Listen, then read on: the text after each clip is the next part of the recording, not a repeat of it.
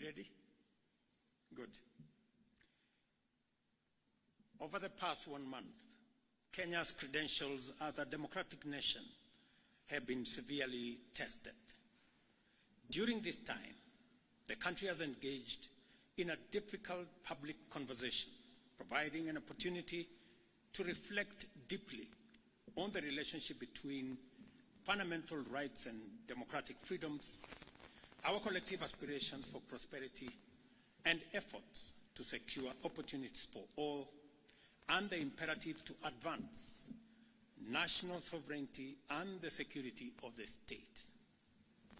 In this discourse, the people of Kenya have expressed their views on governance, development, economic management, national finances, and many other aspects of our nationhood. It is of utmost importance that the government takes measures to affirm our commitment to actualizing the people's aspirations, assure citizens that the state exists to serve them efficiently and with integrity, and to signal to all that our national values and principles of governance are the foundation of our national dispensation. The issues that have come to the fore requiring expeditious attention as matters of urgent priority include an accelerated program to significantly increase our food production and agricultural sector development, in addition to the interventions that we already have, so as to reduce the cost of living and enhance food security in our country. And together with it, to provide requisite raw materials for our agro, our value addition, our manufacturing, and our industrialization agenda. The need to expand existing job creation opportunities and programs, and to create new interventions to address unemployment in order to absorb thousands of unemployed young people and provide them with gainful employment opportunities. The necessity of a public conversation on innovative, prudent, transparent, and accountable use of public resources, along with people-friendly mechanisms for domestic resource mobilization and reducing public expenditure in a manner to make sure that we live within our means. Number 4, the imperative of addressing the significant challenge of public debt by establishing and implementing very clear mechanisms to reduce public borrowing and insulate the country from risks associated with debt accumulation, including prudent financial management to avoid debt distress.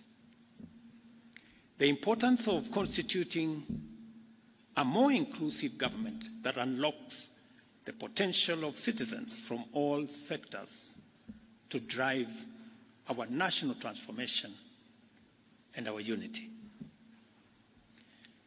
I gave the nation my undertaking to reflect at length on these issues that have been brought into sharp focus by the people of Kenya. I also promised to consult widely on the way forward, and I also promised to craft a broad-based government that would harness the enormous potential in our country to turbocharge our economic transformation and to provide for inclusive growth.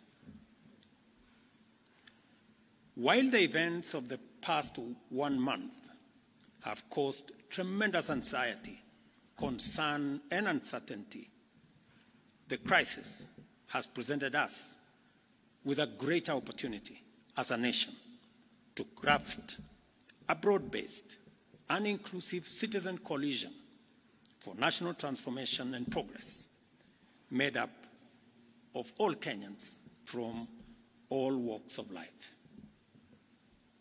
It cannot be denied that our nation has been in a crisis caused by multiple and complex factors.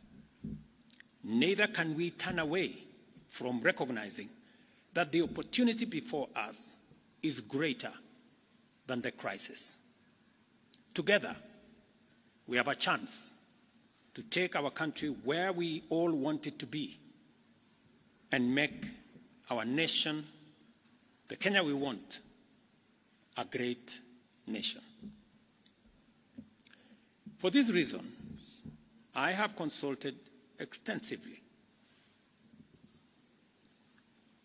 on, one, the need to enhance, broaden, and deepen the national economic turnaround plan set out in the bottom-up economic transformation agenda to incorporate a wider range of ideas, programs, and interventions that will facilitate job creation, robust debt management, enhanced transparency and accountability in the use of public resources, and enhance domestic resource mobilization and optimize public expenditure in a manner that gives all of us a chance to live within our means.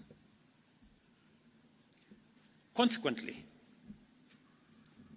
I have started the process of forming a new broad-based cabinet to assist in driving the urgently needed and irreversible transformation of our country. I nominate the following first batch of 11 individuals for consideration and approval by the National Assembly for appointment as Cabinet Secretaries and Attorney General. Ministry of Interior and National Administration, Professor Kithure Kindiki. Ministry of Health, Dr. Deborah Mulongo Baraza. Ministry of Lands, Public Works, Housing, and Urban Development, Alice Wahome. Ministry of Education, Julius Migosi Ogamba. Ministry of Defense, Aden Bare Duale. Ministry of Agriculture and Livestock Development, Dr. Andrew Mwihia Karanja. Ministry of Environment, Climate Change and Forestry, Roslinda Soipan Tuya. Ministry of Water, Sanitation and Irrigation, Eric Muridhi Muga. Ministry of Roads and Transport, Davis Chircher. Ministry of Information, Communication and Digital Economy, Dr. Margaret Nyambura Ndungu. Attorney General, Rebecca Miano.